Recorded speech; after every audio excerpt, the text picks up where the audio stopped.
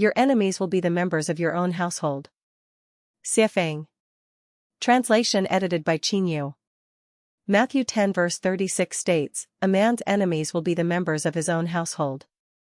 If these words were spoken by an ordinary person, they would likely be met with outrage, possibly leading to their expulsion from the family or being labeled as ungrateful, disrespectful, or even insane.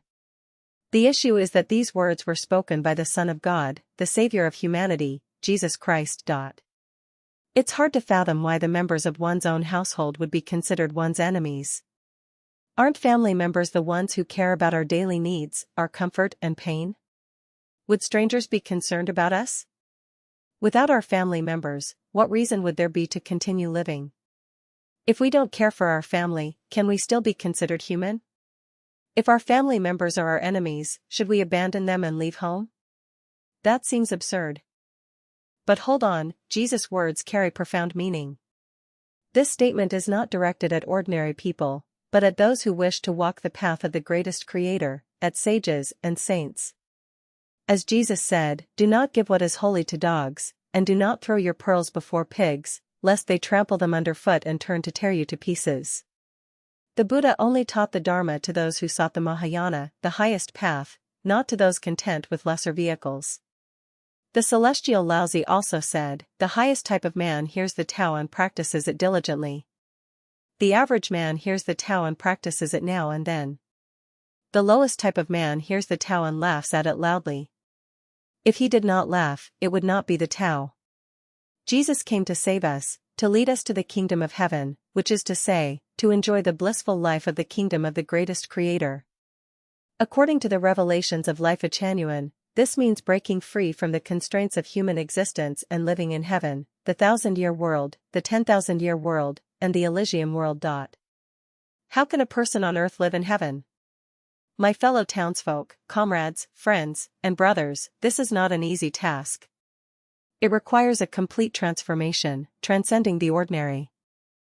Jesus taught us, "Truly I tell you, you will not get out until you have paid the last penny." What Jesus means is that if we do not repay all our earthly debts, even down to the last penny, we will never escape the bonds of this world and enter heaven. It is said, when given a drop of water, one should repay it with a spring, and repaying debts is a universal truth.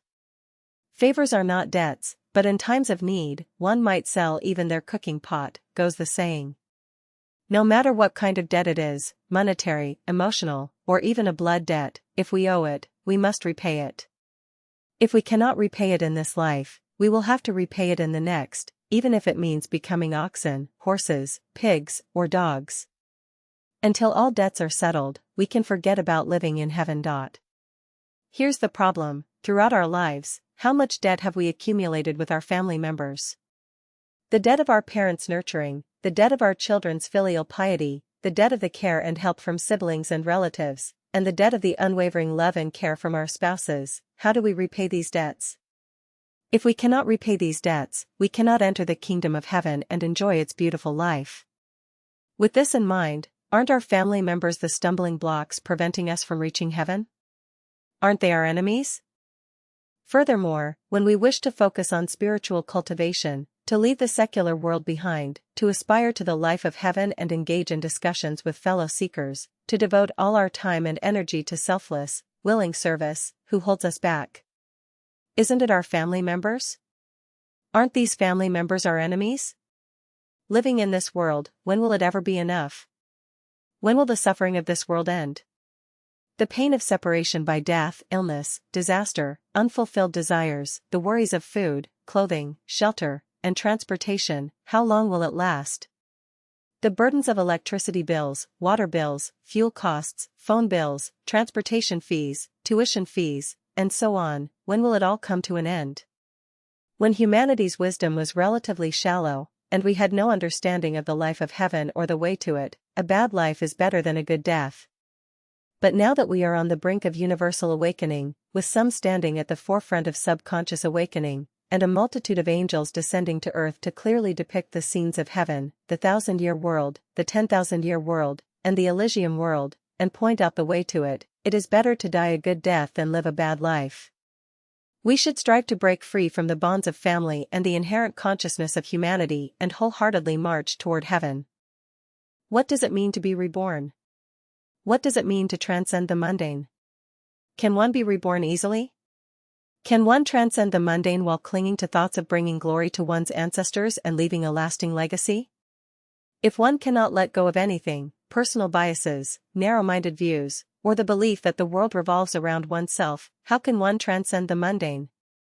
If one cannot let go of one's country, ethnicity, political party, religion, or family, how can one transcend the mundane? If one cannot let go of one's spouse, how can one transcend the mundane and ascend to the clouds? This is mine. That is mine. What is truly yours? When you die, none of it is yours. The debts you owe are yours. Some ignorant people think death ends all debts. Keep dreaming.